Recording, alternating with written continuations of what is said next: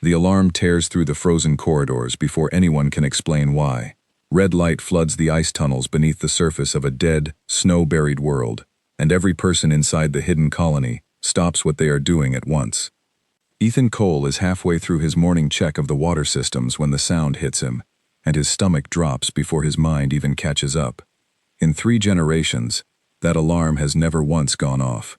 It was built for a single purpose, and only one thing could trigger it. Something out there has found them.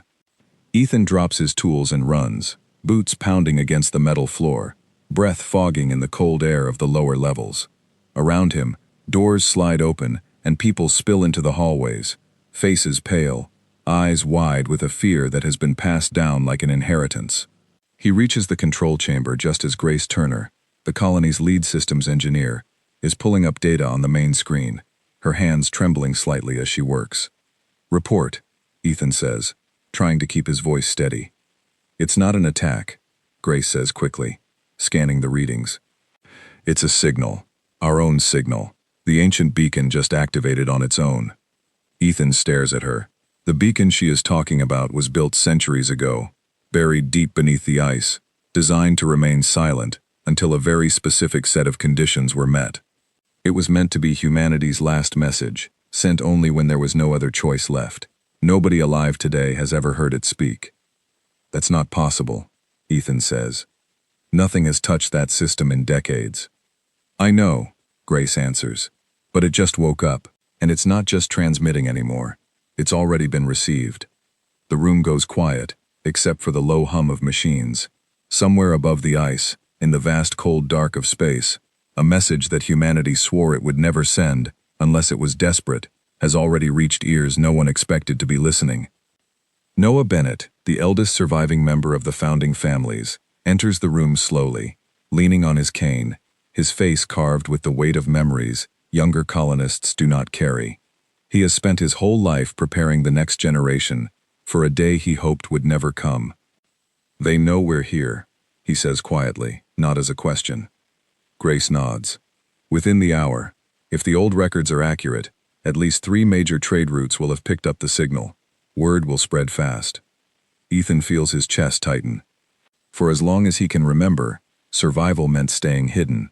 His people built their entire way of life around silence, around never being noticed, because the stories passed down from their ancestors were clear on one point.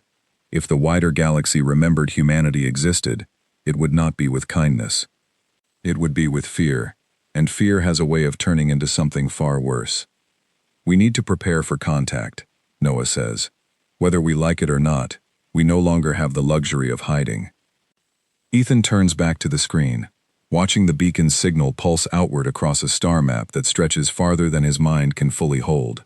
Somewhere out there, unseen ships are already changing course, drawn toward a signal that was supposed to be nothing more than legend. Grace works quickly, trying to trace the source of the activation, her fingers flying over the controls. "There's something else," she says after a moment, her voice tightening. "This wasn't an accident. Someone triggered it remotely, from outside the system." Ethan feels a chill that has nothing to do with the ice around them. "Someone found the beacon on purpose?" "It looks that way," Grace confirms, "which means somewhere out there, someone has been looking for us, and they just found exactly what they were searching for." The colony has always operated under one unbroken rule: never reveal your location, never respond to outside contact, never give anyone a reason to remember that humanity survived. That rule has just been shattered, not by a mistake, but by a choice made by someone who is not one of them. Ethan leaves the control chamber briefly, moving through the lower corridors to see for himself how the rest of the colony is reacting. What he finds unsettles him more than the alarm itself. Families huddle together in doorways, children clutching the hands of parents who cannot quite hide the fear in their own eyes.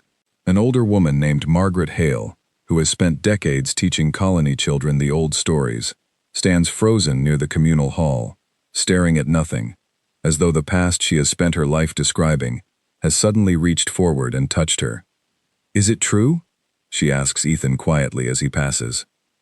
"Has someone actually found us?" "We don't know everything yet," Ethan admits, unwilling to offer false comfort. "But yes, someone found the beacon."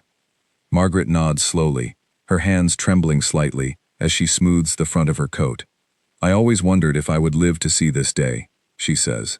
"I never decided whether I hoped for it or dreaded it." Her words stay with Ethan as he continues through the colony, passing workers abandoning their stations, children being gathered by anxious teachers, a low murmur of fear spreading faster than any official announcement could. This is what is truly at stake, he realizes. Not abstract history or old warnings, but real people who have never known anything beyond hiding, now facing the possibility that everything is about to change. He finds his younger cousin, Daniel Hart, near the hydroponics bay, gripping a railing so tightly his knuckles have gone pale. Daniel has always been the quiet one, more comfortable among the colony's growing plants than among crowds of people. "What happens now?" Daniel asks, his voice barely above a whisper. Ethan places a steady hand on his shoulder, though he does not fully believe his own next words even as he says them. "Now we find out whether the stories we were told were ever the whole truth." By the time Ethan returns to the control chamber, the mood among the leadership has shifted from disbelief into something closer to grim determination. Noah has already begun organizing teams to prepare the colony's defenses, not as an act of aggression, but as a precaution against the unknown. Grace continues monitoring the beacon's ongoing transmissions, watching as more and more distant systems appear to register the signal. Elena Frost, the colony's communications officer, bursts into the room, breathless. "We're getting a response," she says. "Multiple responses. Ships are already moving toward our coordinates." Ethan and Noah exchange a look heavy with unspoken history. For 3,000 years, human beings have been little more than a story told in other systems, a warning passed down through generations of alien children about a species that vanished after causing, or suffering, one of the most devastating conflicts the galaxy has ever known. Nobody in this room fully understands which version of that story the approaching ships believe. "How long until they arrive?" Ethan asks. Elena checks the readings. The closest ship could reach the outer edge of the system within 2 days. 2 days. That is all the time they have to decide how to face a galaxy that thought they were gone forever. Noah straightens as much as his old body allows, his voice carrying the calm of someone who has thought about this moment for a very long time. "Then we use those 2 days wisely. We do not hide. We do not run. If they are coming, we meet them with open hands, and we hope that is enough." Ethan wants to argue, wants to point out how easily open hands can be mistaken for weakness, how quickly hope can turn into regret. But he also knows that hiding is no longer an option. The beacon has spoken. The silence that protected them for centuries has been broken, and there is no way to take it back. Over the following hours, the colony transforms. What was once a quiet, orderly settlement becomes a hive of urgent preparation. Grace and her team scramble to secure the deeper archives, ancient records that hold the true history of what happened between humanity and the rest of the galaxy. Records that were sealed away long ago for reasons nobody fully explained. Elena works to establish a stable communication channel, hoping that whoever arrives first will be willing to talk before anything else happens. Ethan finds himself walking the upper corridors, looking at the faces of people who have spent their entire lives underground, hidden beneath ice and secrecy, and wondering how many of them will survive whatever comes next. That night, unable to sleep, Ethan climbs to the highest observation platform, a narrow chamber near the surface where a reinforced window looks out over the frozen landscape and up into the night sky. Grace finds him there, wrapped in a thick coat, staring up at the stars. "Couldn't sleep either?" she asks, stepping beside him. "How could I?" Ethan says. "Everything we've ever known is about to change." Grace looks up at the sky with him. Maybe it needed to. Ethan turns to her, surprised. "You're not afraid?" "Of course I'm afraid," she admits. "But I'm also tired of hiding from people we've never even met, based on stories none of us can fully verify. If we're going to face them, I'd rather do it standing than crouched in the dark." Her words settle something in him, even if they do not erase his fear entirely. Above them, the stars seem impossibly distant, and yet somewhere among them, ships are already turning their course toward this small, hidden world, drawn by a signal that has waited centuries to be heard. By morning, the readings confirm what everyone has been dreading and anticipating in equal measure. Several ships, unfamiliar in design, are approaching steadily, their intentions unknown. Noah gathers the colony's council, along with Ethan, Grace, and Elena, in the central chamber to finalize their approach. "We will not fire first," Noah says firmly, looking around the table. "We will not hide. We will send a message of peace, and we will wait to see how it is received." Ethan feels the weight of history pressing down on the room. Every person present understands that this decision could either open a path toward reconciliation with a galaxy that forgot them, or it could confirm the very fears that led ancient enemies to bury humanity's name in silence in the first place. Elena begins drafting the message, her hands steady despite the tension in the room. It is simple, deliberately so, a greeting, an explanation of who they are, and a request for peaceful contact. Nothing more, nothing less. As the first ship enters visual range on their monitors, sleek and unfamiliar against the black backdrop of space, the entire colony holds its breath. Ethan watches the screen, his heart pounding, aware that whatever happens in the next few moments will shape the future of his people in ways none of them can yet predict. The transmission goes out, carrying humanity's first words to the wider galaxy in 3,000 years. Somewhere on that approaching ship, someone receives the message, and for a long, unbearable moment, there is only silence. Then, finally, a response begins to come through, and Ethan realizes that the story his ancestors feared retelling has already begun its next chapter, whether they are ready for it or not. It begins the moment the reply reaches Elena's console. At first there is only static, a faint hum threading through the silence, and then a voice breaks through, calm and careful, speaking in a language the colony's old translation systems only barely managed to interpret. Everyone in the chamber leans forward, holding their breath, waiting to hear what the galaxy has to say to a species it believed had vanished long ago.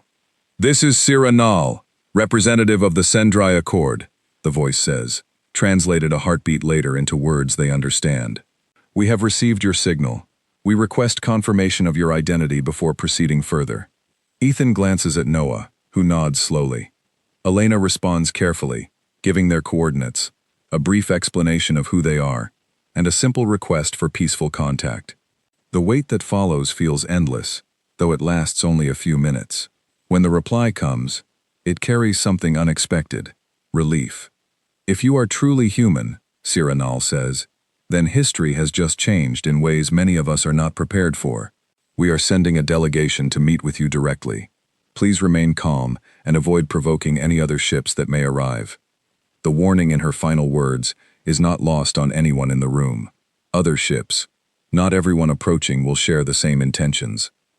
The hours between the first reply and the arrival of any physical visitor stretch painfully long.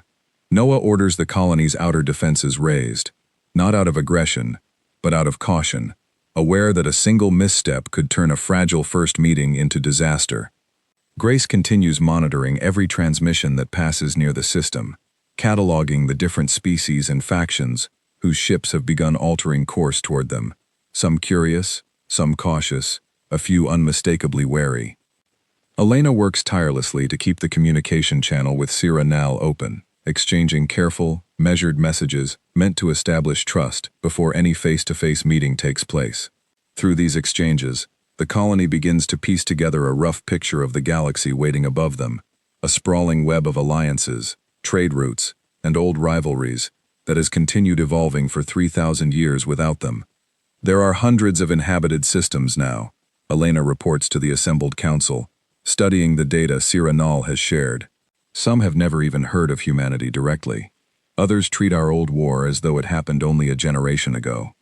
Noah listens carefully, his expression thoughtful.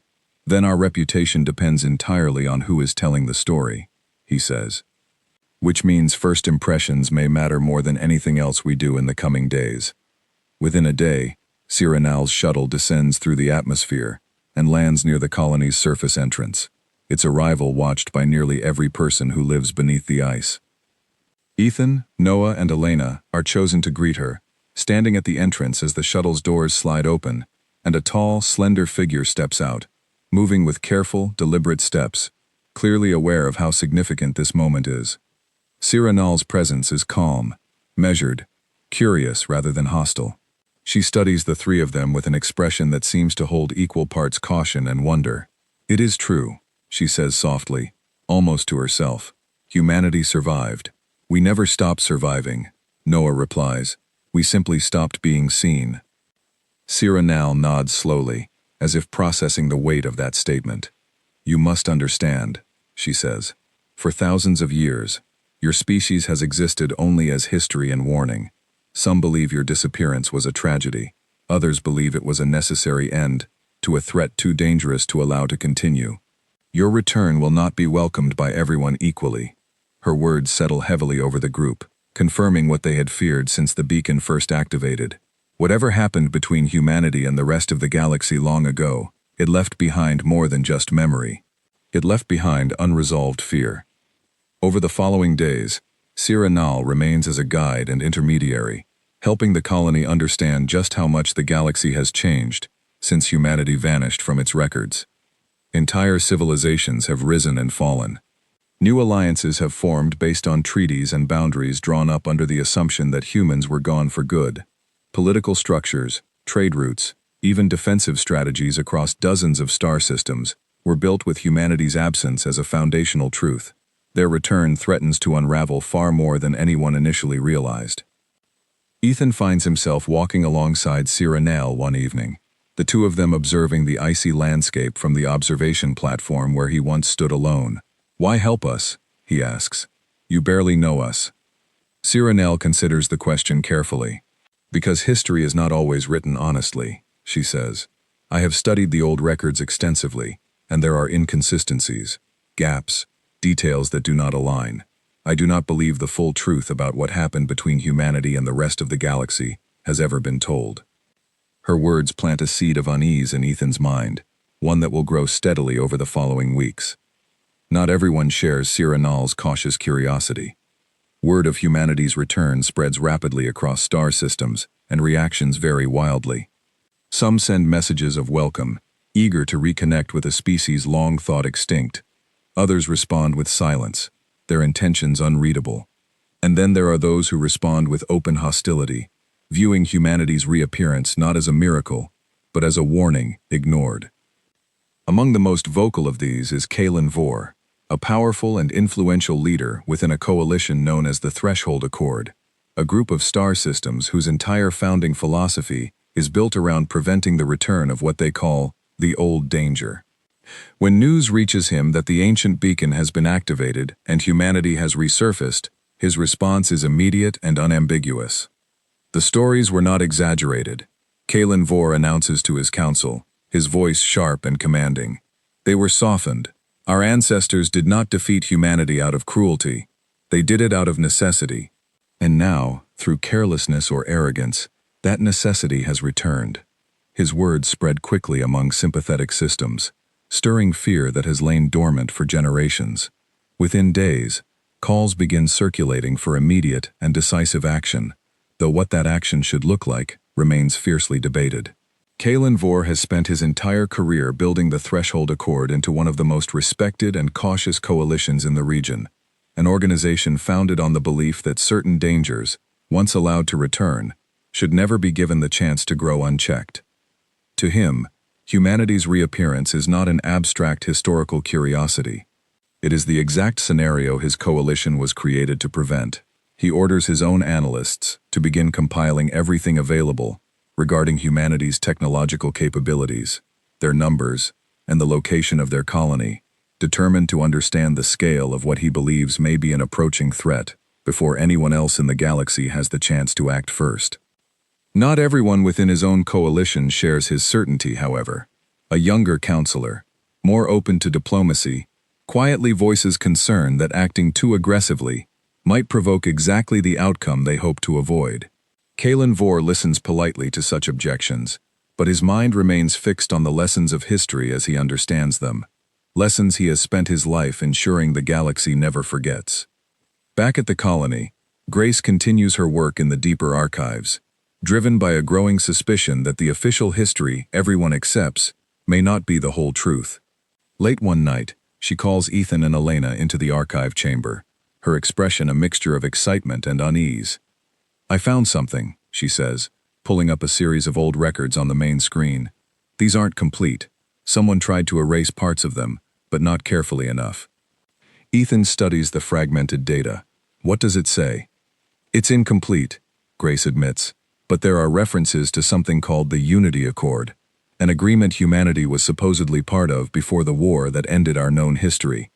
Whatever it was, it seems to have been erased almost entirely from every external record I've found. Elena frowns. Erased by who? That's what I don't know yet, Grace says. But if someone went through this much effort to remove all traces of it, it must have mattered enormously. The discovery unsettles all three of them, though none can yet grasp its full significance. What they do understand is that the story the galaxy tells about humanity's disappearance may not be the story that actually happened. Meanwhile, tensions outside the colony continue to rise. Sira Nal returns one afternoon with troubling news. The Threshold Accord has requested an emergency gathering of galactic representatives, she explains. They intend to argue that your species represents an unacceptable risk and should be contained, or removed, before your numbers grow. Noah's expression darkens. Contained how? Sira Nal hesitates before answering. I do not know the specifics, but Kalen Vor is not a leader who makes idle threats. Ethan feels a familiar tightness return to his chest, the same fear that gripped him the moment the alarm first sounded. They had hoped that revealing themselves might lead to understanding. Instead, it seems to be reigniting old fears that many hoped had been buried for good. We need allies, Ethan says. If there's going to be a gathering to decide our fate, we cannot simply wait and hope for the best. Sira Nal nods. I agree. Which is why I intend to advocate on your behalf, though I cannot promise it will be enough. Over the following weeks, Ethan, Elena, and a small delegation from the colony travel with Sira Nal to meet with various representatives across neighboring systems, hoping to build support before the emergency gathering takes place. The journey exposes them to a galaxy far larger and more complex than anything their history had prepared them for, filled with civilizations whose customs, technologies, and philosophies differ vastly from their own. Some meetings go well, leaders curious rather than fearful, willing to listen to humanity's perspective rather than rely solely on ancient warnings. Others go poorly, meetings cut short by suspicion or outright refusal to engage. Through it all, Ethan begins to understand the true scale of what they are facing. Not a single enemy, but a fractured galaxy, divided over what to do with a species it never expected to see again. One of the earliest stops on their journey brings them to a modest trading outpost governed by a soft-spoken leader named Owen Bishop, whose people have long maintained careful neutrality between larger powers. Owen greets the delegation with genuine curiosity, rather than suspicion, offering them a simple meal and an open ear.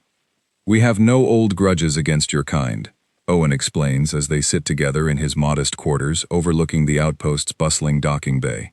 Records of the ancient war are thin at best.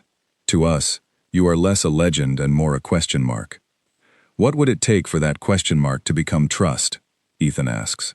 Owen considers the question carefully before answering. Consistency, he says. Show us the same face today that you show us tomorrow, and the day after that. Trust is rarely won through words. It is won through pattern. His advice stays with Ethan long after they depart, a quiet reminder that the coming weeks will require patience as much as courage. Not every meeting proves as welcoming, however. At a densely populated hub governed by a cautious merchant council, the delegation is kept waiting for hours before being granted only a brief, guarded audience, the council members clearly more interested in observing than engaging. During one particularly tense meeting with a neutral trade coalition, a representative bluntly voices what many others have hesitated to say aloud. Your survival changes everything we believe to be stable, the representative says. Whether or not you intend harm, your very existence threatens the balance many systems have built their futures around. That alone makes you dangerous, regardless of your intentions. The words strike Ethan deeply, forcing him to confront a truth he had not fully considered before. Their fight for acceptance may not be about proving they mean no harm. It may be about a galaxy unwilling to accept any version of change, regardless of intention. As the date of the emergency gathering approaches, Grace continues piecing together fragments of the erased history, uncovering hints that the war humanity supposedly lost, or won, depending on which version one believes, was not the simple, isolated conflict everyone assumes it to be. There are signs of manipulation, of records altered to serve specific narratives, though the full picture remains frustratingly out of reach.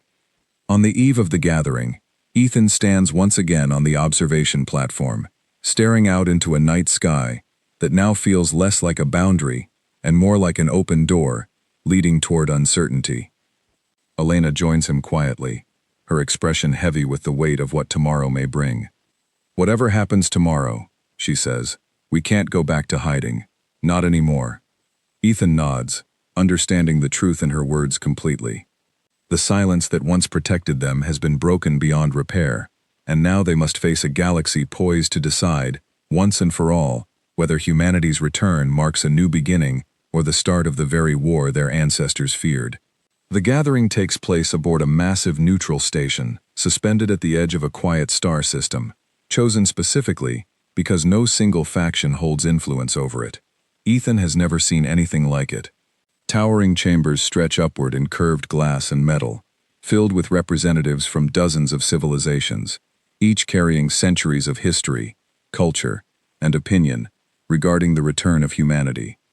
The air itself seems to hum with tension, as delegations from different systems take their places, eyes turning toward the small human delegation as they enter. Ethan walks beside Noah, Elena, and Grace, with Cyril guiding them through unfamiliar customs and protocols. Every step feels heavier than the last, as if the entire station is holding its breath, waiting to see how this moment unfolds. Before entering the main chamber, Noah pulls Ethan aside for a brief, quiet moment. "Whatever happens in there," he says, "remember that we are not asking permission to exist. We are asking for the chance to be understood. There is a difference, and it matters." Ethan nods, though his pulse still races beneath his calm exterior. He has spent his entire life training for leadership within the confines of a hidden colony, never imagining he would one day stand before representatives of an entire galaxy, carrying the weight of his species' future on his shoulders. "I keep thinking about all the people back home," he admits. "Margaret, Daniel, everyone who has only ever known hiding. I don't want to fail them." "You won't fail them by speaking honestly," Noah replies. "You may only fail them by pretending to be something we are not." The words settle Ethan's nerves, if only slightly, as the doors ahead finally open, revealing the vast assembly chamber beyond. Whispers pass quietly between neighboring delegations as the human party takes its seat, some representatives leaning forward with open curiosity, others watching with the same guarded caution that greeted them upon their very first arrival. Cyril remains close, offering brief, quiet guidance regarding proper procedure whenever the moment calls for it. Kalen Vor is already present, seated among the representatives of the Threshold Accord, his expression calm but unmistakably resolute. When his eyes meet Ethan's across the chamber, there is no hostility in his gaze, only a quiet, unwavering certainty that makes Ethan's stomach tighten. This is not a man driven by blind fear. He genuinely believes he is protecting his people from a threat he considers undeniable. The proceedings begin with formal introductions, followed by an overview of humanity's reappearance and the circumstances surrounding it.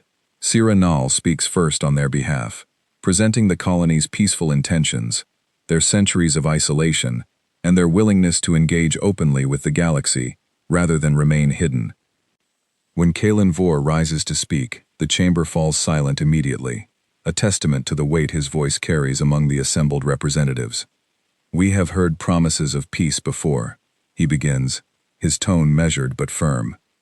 "History remembers humanity not as a species seeking coexistence, but as one whose ambitions once destabilized an entire era of galactic order. Whether their current intentions are genuine or not is almost beside the point. Their very existence threatens the balance countless systems have spent millennia rebuilding." Murmurs ripple through the chamber, some in agreement, others clearly uneasy with his framing. Ethan feels the urge to respond, but Noah places a steady hand on his shoulder, a silent reminder that patience matters more than reaction in this moment. When it is finally Ethan's turn to speak, he steps forward, his heart pounding, aware that every word will be scrutinized by beings whose entire understanding of humanity comes from fragmented, possibly distorted history. "I cannot speak to events that happened thousands of years before I was born," Ethan begins carefully. But I can speak to who we are now. We did not seek this gathering to conquer or dominate. We revealed ourselves because hiding was no longer possible, and because we believe understanding is better than fear. He pauses, glancing briefly toward Grace before continuing. We have also discovered inconsistencies in the historical records regarding what actually happened during the war our species is remembered for. We are not asking anyone here to simply trust us. We are asking for the opportunity to uncover the truth together, rather than allow old fears to dictate decisions based on incomplete history. His words land with mixed reactions. Some representatives lean forward, intrigued by the suggestion that the accepted history might be incomplete. Others, particularly within the Threshold Accord, remain visibly skeptical, unwilling to entertain the idea that their long-held beliefs might be built on manipulated information. Kalen Vor responds without hesitation. Convenient, he says, that the very species accused of destabilizing the galaxy now claims the history condemning them is false. It is not convenient, Grace interjects, stepping forward despite not being formally recognized to speak. It is documented. Records within our own archives show clear signs of deliberate alteration, references to agreements and events that have been systematically erased from external accounts. A delegate representing a distant agricultural coalition, a quiet figure named Caleb Ward who has said nothing throughout the entire proceeding until now, rises slowly from his seat. My people have no stake in this old rivalry, he says. We were not part of the ancient war, nor do we carry inherited fear of humanity. But we do understand what it means to have our history rewritten by more powerful neighbors. If there is even a possibility that what is being claimed here is true, it deserves to be examined, not dismissed. His words, coming from someone with no obvious motive to favor either side, seem to carry particular weight among the more undecided delegations. Several representatives who had remained silent begin murmuring among themselves, clearly reconsidering their positions. A representative from a previously silent delegation raises a hand, requesting clarification. What evidence do you have to support this claim? Grace nods, prepared for the question. Fragments referencing something called the Unity Accord, an agreement humanity was apparently part of prior to the war. Every external reference to it has been removed, yet traces remain within our own protected archives, missed by whoever attempted to erase them. The mention of the Unity Accord causes a visible reaction among several delegations, quiet exchanges passing between representatives who clearly recognize the term, though none openly explain its significance.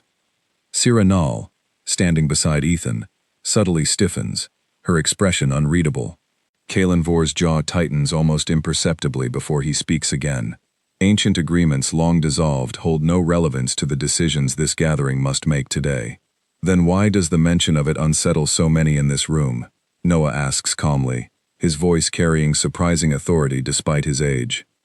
The chamber falls into an uneasy silence, the kind that speaks louder than any argument. Ethan realizes, watching the reactions around him, that Grace's discovery has touched something far deeper than anyone anticipated, a truth many in this galaxy have spent generations trying to keep buried. A quiet murmur spreads through several delegations previously undecided, some openly requesting time to consult their own archives before proceeding further, others exchanging uneasy glances with representatives of the Threshold Accord, whose earlier confidence now appears visibly shaken.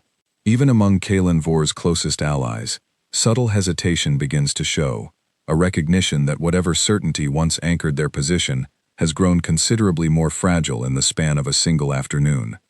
Sensing the shift in atmosphere, the presiding neutral moderator calls for a recess, allowing tensions to settle before continuing formal discussions. As representatives disperse into smaller groups throughout the station, Sira Null quickly pulls Ethan and Grace aside into a quiet corridor away from prying ears. You need to understand something, she says, her voice low and urgent. The Unity Accord was not simply an agreement. From what limited records exist beyond your own, it involved multiple species working together toward shared technological and diplomatic advancement. Humanity was central to it. Then why erase it? Ethan asks. Sira Null hesitates before answering. Because the war that followed did not begin with humanity acting alone against the galaxy. It began after the Accord collapsed, under circumstances that remain deliberately obscured. Some believe the collapse was engineered, Not by humanity, but by parties who saw the growing alliance as a threat to their own influence. The implications settle heavily over the group.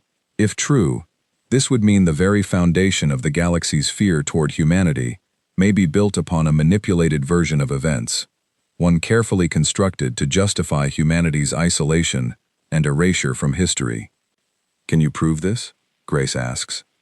Not entirely, Cyrano admits, but there may be a way to find more concrete answers. There are rumored to be surviving records from that era, hidden away for protection during the chaos that followed the Accord's collapse. If they still exist, they could confirm what really happened. Elena, who has remained quiet through much of the exchange, finally speaks. If the Unity Accord really existed, and humanity was central to it, then everything we were taught about our own history might be incomplete too. Our ancestors never told us we were part of something that large. Perhaps they didn't know either, Cyrano offers gently. If the records were erased galaxy-wide, it is entirely possible that even the survivors who founded your colony carried only fragments of the truth, passed down as legend rather than fact. Ethan considers this, thinking of Noah, of Margaret Hale and her old stories, of every warning whispered to children meant to keep them safe through silence. If even those closest to the truth had lost most of it, then the version of history the wider galaxy accepted was built on foundations even more fragile than anyone realized. Then we owe it to everyone, human and otherwise, to find out exactly what happened, Elena says firmly. Before their conversation can continue, an urgent alert interrupts the station's calm atmosphere. Security personnel move swiftly through the corridors, and within moments, word spreads that an unauthorized transmission has been detected, originating from somewhere aboard the station itself. Ethan's stomach drops as he immediately thinks of the human delegation's shuttle. Rushing back toward the docking bay alongside Elena and Noah, they arrive to find station security already investigating a suspicious device discovered near their ship's hull, a device clearly designed to intercept and transmit private communications. Someone was listening, Elena says grimly, staring at the small, intricate piece of technology now secured by station officials. Noah's expression hardens. Or worse, someone wanted to ensure certain information never left this station. The discovery casts an unsettling shadow over the remainder of the gathering. Whoever placed the device clearly had access to sensitive areas, suggesting involvement from within the station's own security, or from a delegation with significant influence. While no one directly accuses the Threshold Accord, the implication hangs heavily in the air. Station security officials question the human delegation briefly, more out of procedure than suspicion, before turning their attention toward reviewing access logs from the surrounding corridors. Elena watches the investigation with a growing sense of unease. Someone wanted to know exactly what we discussed with Cyrano, she says quietly once the officials have moved on, which means someone out there is worried about what we might learn. Grace nods grimly, securing her own equipment more carefully than before. If they're willing to plant surveillance here, in a supposedly neutral location, I don't want to imagine what they might attempt once we leave this station in search of real answers. Cyrano, rejoining them after speaking briefly with station officials, confirms their fears carry merit. The device used advanced encryption, far beyond what most independent traders could acquire easily, she explains. Whoever placed it has resources and connections well beyond ordinary means. When formal proceedings resume, the atmosphere has shifted dramatically. What began as a diplomatic gathering now feels charged with unspoken suspicion. Kalen Vor, seemingly unaware of, or unconcerned by, the earlier security breach, continues advocating firmly for immediate restrictions on humanity's movement and expansion, framing it as a necessary precaution rather than open hostility. I am not proposing violence, he clarifies to the chamber. I am proposing containment. Humanity should remain confined to their current territory, monitored closely, until their true intentions can be verified beyond doubt. Several delegations nod in cautious agreement, swayed by the perceived reasonableness of his proposal. Ethan feels a rising sense of dread, understanding that even a seemingly moderate restriction could quickly evolve into something far more dangerous if fear continues to dictate decisions. Nadia Voss, the archivist from the Neutral Coalition, speaks up before the proposal can gain further momentum. Containment without evidence sets a troubling precedent, she warns. If this gathering restricts a species based on inherited fear alone, what stops any of us from facing the same treatment the moment an old story resurfaces about our own people? Her question lands heavily, prompting uneasy glances among several delegations who had not considered the precedent such a decision might set. Kalen Vor's expression remains composed, though Ethan notices the faint tightening around his eyes, a small crack in his otherwise unshakable confidence. "I am not suggesting punishment," Kalen Vor replies evenly. "Only prudence. There is a meaningful difference." "The difference matters less to those living under the restriction," Noah counters quietly, "than it does to those proposing it." Sira Nal rises once more, requesting the floor. "Before this gathering votes on any formal restrictions," she says, "I propose a brief investigation into the claims regarding the Unity Accord and its collapse. If humanity's isolation was based on manipulated history, then any decisions made here today would be built upon the same flawed foundation."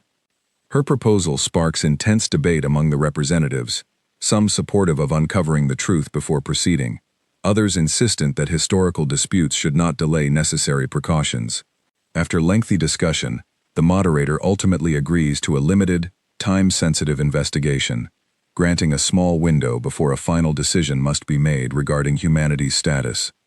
As the gathering adjourns for the day, Ethan finds himself standing once again beside Grace and Elena, the weight of everything they have learned pressing heavily upon them. "We're running out of time," Elena says quietly.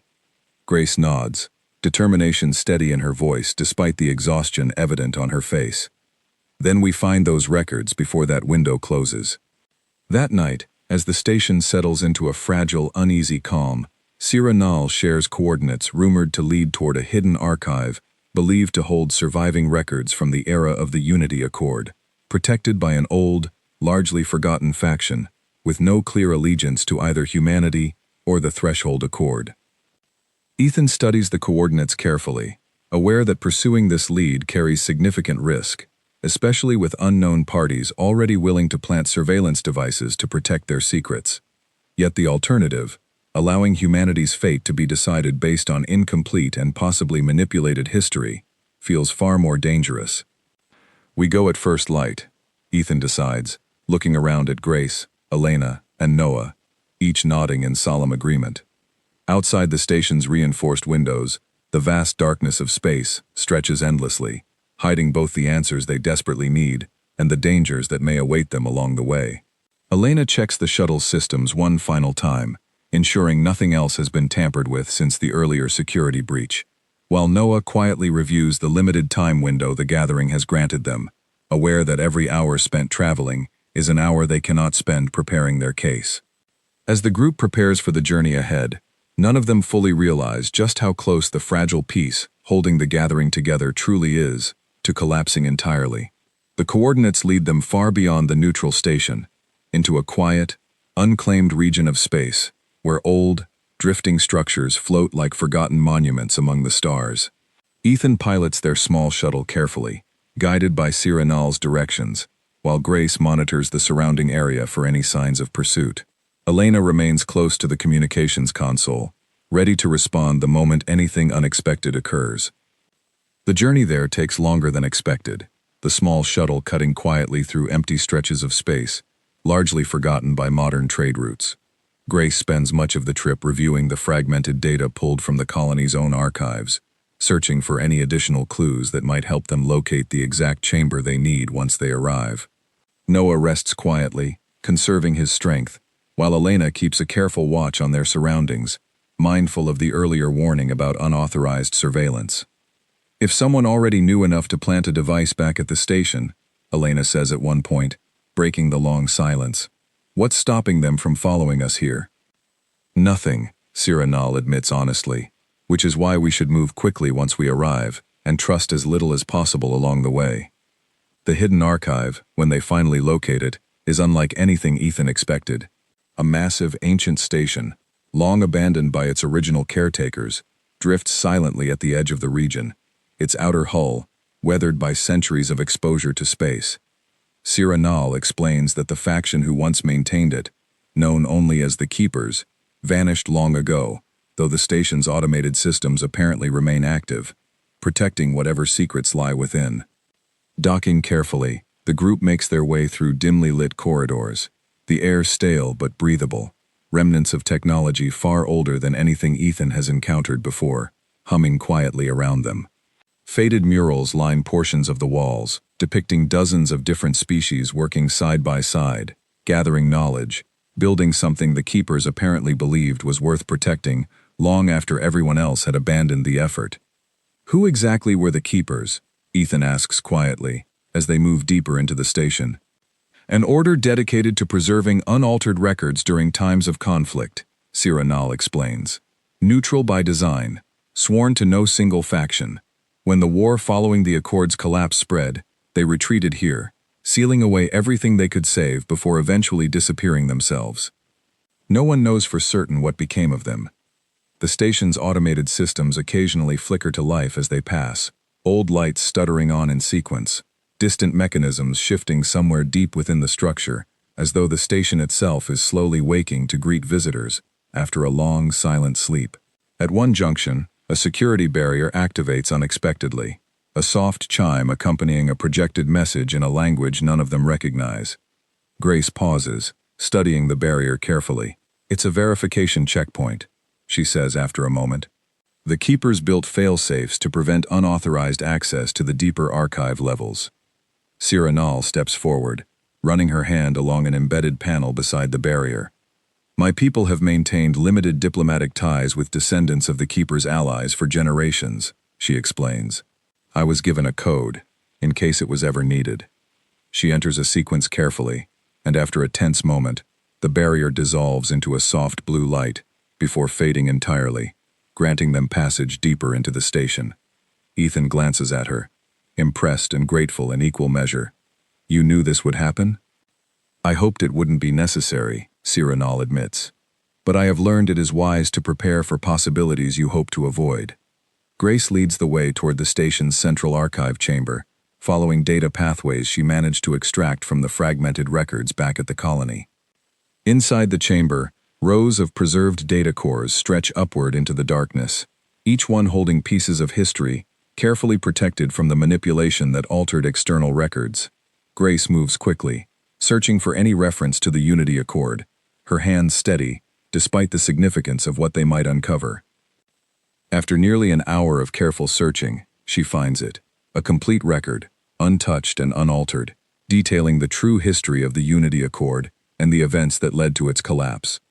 As the data begins to play, Ethan, Elena, Noah, and Cyrano gather closely, listening intently, as the true story unfolds before them.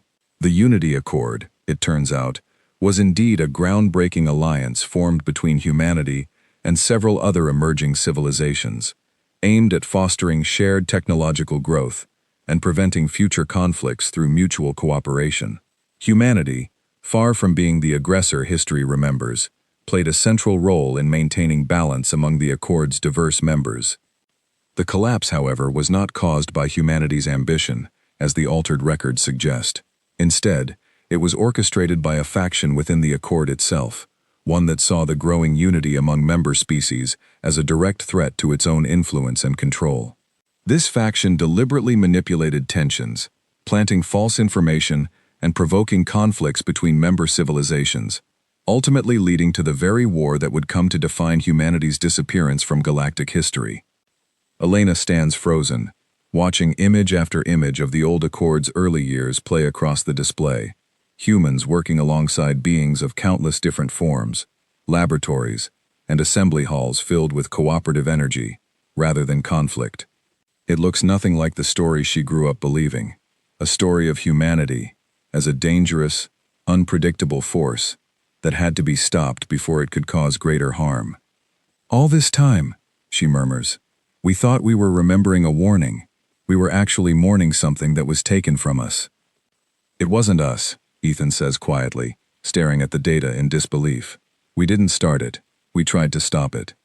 Cyrano's expression is unreadable, though her voice carries clear emotion. This faction, do the records identify them? Grace continues scanning the data, her breath catching as new information surfaces. Yes, she says slowly. They were known as the Ascendant Order, a coalition dedicated to maintaining strict hierarchical control across galactic systems. And according to these records, several of their founding members later became instrumental in establishing what is now known as the Threshold Accord. The revelation lands like a physical blow. Kalen Vor's coalition, the very group leading the charge to contain and restrict humanity today, appears to be directly descended from the faction responsible for orchestrating the war that led to humanity's downfall in the first place. They erased the truth to protect their own legacy, Noah says grimly, and now they're using the fear they created to justify controlling us once again.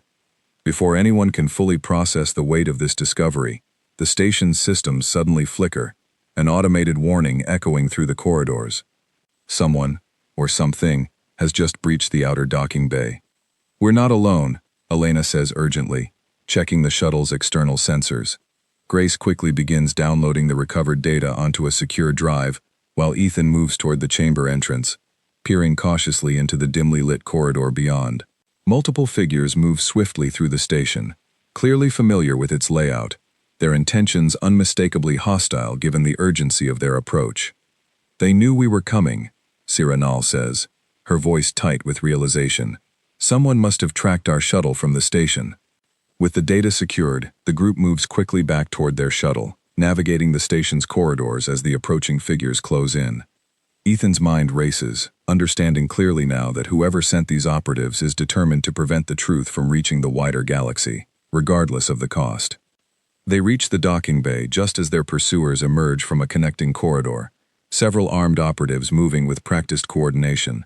Sierra Null steps forward immediately, raising her hands in a gesture of peaceful intent. "We are unarmed," she says firmly. There is no need for this to escalate. The lead operative studies the group carefully before responding. "Hand over the data, and you will be allowed to leave unharmed." Ethan exchanges a quick glance with Grace, both understanding the impossible position they now face. Surrendering the data would bury the truth forever, allowing the Threshold Accord to continue its narrative unchallenged. Refusing risks immediate danger to everyone present. Noah steps forward calmly, drawing attention despite his frail appearance. "If your leaders are so confident in their version of history," he says steadily, "why send armed operatives to silence the truth rather than simply allowing it to be examined openly?" The operative hesitates, clearly not expecting such direct confrontation from an elderly, seemingly unthreatening figure. In that brief moment of hesitation, Elena discreetly signals their shuttle to prepare for immediate departure, its systems quietly powering up in the background. "The truth you speak of," the operative finally responds, "threatens the stability countless systems have built their futures around. Some truths are better left buried." "Then you admit it's the truth," Grace says pointedly. The operative's expression tightens, though he does not directly respond. Grace tightens her grip on the secure drive, mind racing through every possible outcome. Behind her, Elena shifts almost imperceptibly closer to the shuttle's boarding ramp, ready to move the instant an opening appears. Ethan keeps his eyes fixed on the lead operative, searching for any sign of hesitation he might use to their advantage. "You don't have to do this," Ethan says quietly. "Whatever you were told about us, about what we represent, you have the chance right now to decide for yourself, instead of simply following orders." The operative's grip on his weapon does not loosen, but something in his expression flickers, a brief, almost imperceptible uncertainty breaking through his otherwise disciplined composure. Sensing the standoff reaching a critical point, Sierra Null speaks again, her tone measured but firm. "If you take this data by force, you confirm every suspicion this discovery raises. Is that truly the outcome your leaders want broadcast across the galaxy?" Her words strike a nerve, visible hesitation rippling through the operatives. After a tense, drawn-out silence, the lead operative lowers his weapon slightly, though his stance remains guarded. "This is not over," he warns. "When this data reaches the gathering, do not expect it to be accepted without resistance." As they retreat toward the docking bay, one of the operatives lingers a moment longer, studying Noah, with an expression that is not quite hostile. "You remind me of my own grandfather," he says quietly, almost to himself. "He used to say that fear repeated long enough becomes indistinguishable from truth." Noah meets his gaze steadily. "Then perhaps it is worth asking which one you are truly defending." The operative says nothing further, but he does not move to stop them as they pass, and Ethan senses, in that brief exchange, the first small crack in the certainty that has driven the Threshold Accord's pursuit. Understanding they have been granted a narrow window of opportunity, the group swiftly boards their shuttle, departing the ancient station just as reinforcements begin appearing on long-range sensors. Ethan pilots them away as quickly as possible, adrenaline still coursing through his veins as the station shrinks behind them into the darkness of space. Once safely clear of the region, Elena finally breaks the tense silence aboard the shuttle. "We have the truth," she says. "Now we just need the gathering to actually listen." Cyrano nods, though her expression remains cautious. Kalen Vor and his allies will not accept this easily. If the Threshold Accord truly descends from the Ascendant Order, exposing this could destabilize far more than just their reputation. It could challenge the legitimacy of their entire coalition. Which means they'll fight to discredit it, Noah adds grimly. Grace secures the data carefully, determination steady in her voice. Then we make sure it can't be discredited. We present everything, exactly as we found it, and let the gathering decide for themselves. As their shuttle makes its way back toward the neutral station, Ethan reflects on everything they have uncovered, the true history of humanity's role in the Unity Accord, the deliberate manipulation that led to their downfall, and the unsettling realization that those responsible for that manipulation may now hold significant power within the very gathering meant to decide humanity's future. The weight of what lies ahead settles heavily upon him. Presenting this truth will not simply resolve the tension surrounding humanity's return. It will challenge deeply rooted narratives that entire civilizations have built their identities around. Some will welcome the clarity it brings. Others, particularly those benefiting from the current order, will resist it fiercely, regardless of the cost. As the neutral station comes back into view, Ethan steadies himself, understanding that the true battle ahead will not be fought with weapons, but with truth, and the galaxy's willingness, or refusal, to accept it. The chamber feels different upon their return, charged with an anticipation that seems to fill every corner of the vast station. Word of their unexpected departure and swift return has clearly spread among the gathered delegations, curious and wary glances following the human delegation as they make their way back toward the main assembly hall. Kalen Vor watches their entrance with an expression carefully guarded, though Ethan notices a subtle tension in his posture that was not present before. Whether he already knows what they discovered, or simply senses the shift in atmosphere, remains unclear. The moderator calls the gathering back to order, acknowledging the limited investigation period granted earlier, and inviting the human delegation to present any findings before the final decision regarding humanity's status is made. Cyrano steps forward first, addressing the assembled representatives with calm, deliberate authority. "What we discovered," she begins, "challenges the very foundation upon which today's discussions have been based." Grace steps forward next, presenting the recovered data carefully, allowing the unaltered historical records to display across the chamber's central projection system for all to witness directly. The true account of the Unity Accord unfolds before the assembled representatives, detailing humanity's genuine role in fostering cooperation among early galactic civilizations, followed by the deliberate manipulation orchestrated by the Ascendant Order that ultimately led to its collapse. A heavy silence blankets the chamber as the information continues to unfold, broken only by quiet murmurs of disbelief and unease, rippling through various delegations. When the connection between the Ascendant Order and the modern Threshold Accord becomes clear, the reaction intensifies dramatically, numerous representatives turning their attention sharply toward Kalen Vor and his allies. Kalen Vor rises slowly, his expression carefully composed despite the obvious tension surrounding him. "This so-called evidence," he says, his voice steady but noticeably strained, "originates from an unverified source, recovered under questionable circumstances. It proves nothing beyond humanity's willingness to fabricate history in their own favor." The data was untouched, preserved exactly as recorded during the era in question, Grace counters firmly, unlike the external records, which show clear signs of deliberate alteration. "Convenient timing, regardless," Kalen Vor replies sharply. Before the exchange can escalate further, another representative, previously silent throughout much of the gathering, rises to speak. She introduces herself as Nadia Voss, a senior archivist representing a historically neutral coalition known for maintaining independent records across multiple star systems. I have cross-referenced portions of this data against fragments within our own archives, Nadia says. While incomplete, what we possess aligns closely with the account presented here today. I cannot confirm every detail, but the core narrative regarding the Unity Accord's collapse appears consistent with independent findings. Her confirmation sends a fresh wave of unease through the chamber, lending significant credibility to the human delegation's claims. Kalen Vor's expression hardens further, though he remains outwardly composed, clearly recognizing the shifting momentum within the room. Even if this account holds truth, he says, attempting to regain control of the narrative, ancient wrongs committed by predecessors do not erase the very real concerns surrounding humanity's current potential. Whatever happened thousands of years ago, the fact remains that humanity's return disrupts a balance countless systems now depend upon. Ethan steps forward, unable to remain silent any longer. We are not asking to disrupt anyone's balance, he says firmly. We are asking for the same thing every civilization in this room already possesses: the right to exist without being erased or controlled, based on fear inherited from manipulated history. His words resonate visibly through the chamber, several representatives nodding in quiet agreement.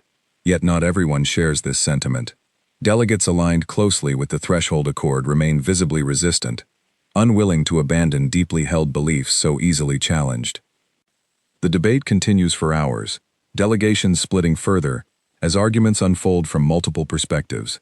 Some advocate for immediate acceptance of humanity's peaceful reintegration, citing the newly revealed truth as sufficient reason to abandon previous restrictions entirely. Others, more cautious, argue for a gradual, closely monitored approach, wary of moving too quickly, despite the compelling evidence presented. Owen Bishop, the neutral outpost leader Ethan met earlier in his travels, rises to address the chamber directly. I met members of this delegation before any of this evidence came to light, he says. What I witnessed was patience, honesty, and a willingness to be judged by actions, rather than demand blind trust. Whatever the history says, that is worth acknowledging today. Caleb Ward, the quiet delegate from the Agricultural Coalition, adds his own brief but pointed observation. We were not part of the ancient war. We have no inherited fear to protect, and no old grievance to nurse. From where we sit, the choice before this gathering is simple: continue punishing a people for a crime committed against them, or finally correct a mistake that has lasted 3,000 years. Not every voice leans toward acceptance, however. A representative from a heavily fortified border coalition, wary of any perceived instability near his territory, argues firmly for continued caution. Truth regarding the past does not guarantee safety in the future, he says. I do not dispute what has been shown here today, but history alone cannot answer what humanity intends to become moving forward. Ethan takes this challenge seriously, understanding that skepticism rooted in genuine caution deserves a different response than skepticism rooted in inherited fear. You're right, he says, addressing the representative directly. History cannot answer that question. Only time and our own choices can. That is exactly why we are asking for the chance to make those choices in the open, under observation, rather than being judged before we've had the opportunity to prove anything at all. His honesty seems to land more effectively than any argument insisting on immediate, unconditional trust, several delegates nodding slowly as the discussion continues to shift. Kalen Vor, sensing the gathering's momentum shifting away from his original position, makes one final, forceful appeal. Regardless of historical truth, he declares, humanity's technological and strategic potential remains unknown to us. Even without hostile intentions, an unpredictable variable of this scale poses inherent risk. I urge this gathering to proceed with caution, not blind acceptance. His words strike a careful balance, acknowledging the newly revealed truth while still emphasizing lingering uncertainty, a strategy clearly designed to prevent his coalition's complete loss of influence over the proceedings. Sensing the delicate balance of the room, Sira Null offers a compromise. Rather than deciding humanity's fate through fear or blind trust, she proposes, allow a formal period of open cooperation, monitored jointly by neutral parties, to determine humanity's genuine intentions moving forward. This grants reasonable caution, while also respecting the truth we have now presented. Her proposal receives considerable support, offering a path forward that neither dismisses lingering concerns nor unfairly punishes humanity based on manipulated history. During a brief recess called before the final vote, Ethan finds himself alone in a quiet corridor when Kalen Vor approaches, unaccompanied by any of his usual allies. For a moment, neither speaks, the silence between them carrying the weight of everything that has unfolded over the past several days. "You have won more support than I anticipated," Kalen Vor finally says, his tone carefully neutral. "This was never about winning," Ethan replies. "It was about being heard honestly, for the first time in 3,000 years. Kalen Vor studies him carefully. "Do you know why my coalition exists? Not the official reasons written in our founding charter, but the true reason." Ethan shakes his head. "Because my ancestors lived through the chaos that followed the Accord's collapse," Kalen Vor says.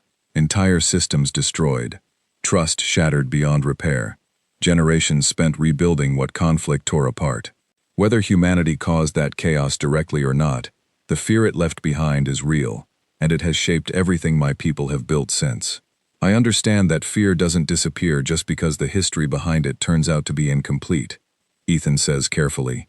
"But punishing an entire species today, for a manipulation orchestrated by someone else's ancestors long ago, only guarantees that fear continues, generation after generation, without ever being tested against truth."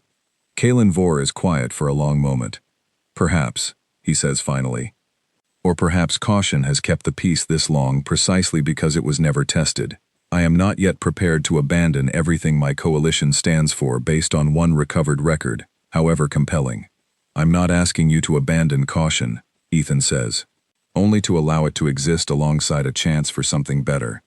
Kalen Vor offers no response beyond a slow, measured nod before turning and walking back toward the main chamber, leaving Ethan alone with the uncertain weight of what is still to come. After extensive deliberation, the moderator calls for a formal vote among the assembled delegations. Ethan watches anxiously as representatives cast their decisions, aware that the outcome will shape humanity's future within the galaxy for generations to come. The tension in the chamber feels almost unbearable as the final votes are tallied. In the end, the majority sides in favor of Sira Null's proposal, granting humanity a formal period of monitored cooperation, rather than the strict containment Kalen Vor initially sought. While not a complete victory, it represents a significant step forward, one built upon truth rather than inherited fear. Kalen Vor accepts the outcome with visible reluctance, though his expression carries an unmistakable warning as he addresses Ethan directly following the gathering's adjournment. "This is far from finished," he says quietly, his voice low enough that only those nearby can hear. "Truth alone does not erase deeply rooted fear, nor does it guarantee lasting peace." Ethan meets his gaze steadily. "Then let us prove, through actions rather than history, that peace is possible." Kalen Vor studies him for a long moment before turning and departing without further response, his allies following closely behind, their expressions equally unreadable. As the chamber slowly empties, Ethan finds himself standing beside Noah, Grace, Elena, and Sira Null, each carrying a mixture of relief and lingering uncertainty regarding what lies ahead. "We didn't win today," Noah says quietly. "We simply earned the chance to keep trying." Grace nods, exhaustion evident, but her resolve unshaken. "Then we make that chance count." Sira Null offers a small, genuine smile, the first Ethan has seen from her since their initial meeting. Regardless of what challenges remain, today marks the first time in 3,000 years that humanity's voice was truly heard, rather than simply feared. As the group prepares to depart the station, Ethan glances one final time toward the vast chamber where the gathering took place, aware that this moment marks not an ending, but a fragile new beginning. The galaxy's fear toward humanity has not vanished entirely, nor has the influence held by those determined to see that fear persist. Yet for the first time since the beacon first activated beneath the ice, genuine understanding feels within reach, however distant it may still remain. In the days following the gathering, word of the decision reaches the colony long before Ethan and the others return home. Margaret Hale gathers the children of the colony one final time to tell them the old stories. though now she adds something new to the ending, a chapter that did not exist when she first learned the tale herself. Daniel Hart, still cautious by nature, begins cautiously studying maps of neighboring systems, no longer purely out of fear, but out of quiet curiosity about a galaxy he once believed would always remain out of reach. Noah, addressing the full colony upon their return, speaks plainly about what lies ahead. "We are not being welcomed with open arms," he tells the gathered crowd. "We are being given the chance to earn that welcome, slowly, honestly, through everything we choose to do from this point forward. That is more than our ancestors ever had. It is enough to build on." The following months bring a steady, if uneven, transformation. Small trade agreements begin forming with neighboring systems willing to engage cautiously. Sira Null returns periodically, serving as a bridge between the colony and the wider galaxy, helping smooth misunderstandings before they have the chance to grow into something worse. Nadia Voss establishes an ongoing archival exchange, working alongside Grace to slowly piece together a more complete, honest record of the era surrounding the Unity Accord, work that continues to surface new details neither of them expected. Not every interaction proves easy. Reports occasionally surface of tension along certain borders. Delegations aligned with the Threshold Accord who remain unconvinced, despite the evidence presented, watching humanity's every move with lingering suspicion. Kalen Vore himself withdraws from direct involvement following the gathering's decision, though his coalition continues operating quietly in the background, a reminder that old fear rarely disappears entirely, even in the presence of clear truth. Weeks later, back within the quiet corridors of the colony beneath the ice, Ethan stands once again on the observation platform, staring up at a night sky that no longer feels like a boundary separating them from the rest of the galaxy. Reports continue arriving daily, detailing early efforts at monitored cooperation between humanity and neighboring systems, some promising, others cautious, but all built upon a foundation far more honest than before. Elena joins him quietly, watching the stars alongside him in comfortable silence, before finally speaking. "Do you think Kalen Vore is right?" she asks. "That this is far from finished?" Ethan considers her question carefully before responding. "Probably," he admits. "But maybe that's all right. Maybe peace was never meant to be a single moment, but something we keep choosing to build, one step at a time." Elena smiles softly, resting her gaze once more upon the endless stretch of stars above them, stars that once represented nothing but distant myth and long-forgotten legend, now slowly becoming something far more real and far more hopeful than either of them ever imagined possible. Below them, in the archive chamber, Grace has slowly transformed into a hub of ongoing research. She and Nadia Voss continue their careful work late into the night, piecing together fragments of a history far larger and more complicated than either of them anticipated when this journey began. Grace pauses occasionally to glance at a small holographic image she keeps near her workstation, a projection of the Unity Accord's founding members standing together, humans among them, captured centuries before anyone alive today was born. "Do you think we'll ever recover the whole story?" Nadia asks one evening, studying a newly translated fragment. "Probably not," Grace admits. "But maybe that's all right too. Maybe some parts of history are meant to keep unfolding, rather than ending neatly all at once." Elsewhere in the colony, Margaret Hale finishes telling her updated version of the old story to a new group of children, closing not with a warning, but with a question, one she now poses at the end of every telling. "And what do you think happens next?" she asks them, now that the story is still being written. The children offer a dozen different answers, each one hopeful in its own way, each one a small reminder that the future humanity is building no longer belongs solely to old fear or old legend, but to the choices still waiting to be made. For the first time in 3,000 years, humanity does not stand hidden in fear beneath the ice, waiting for a war it dreads. Instead, it stands openly beneath the stars, ready to write a new chapter, one built not on the silence of the past, but on the quiet, determined hope of a future still waiting to be shaped.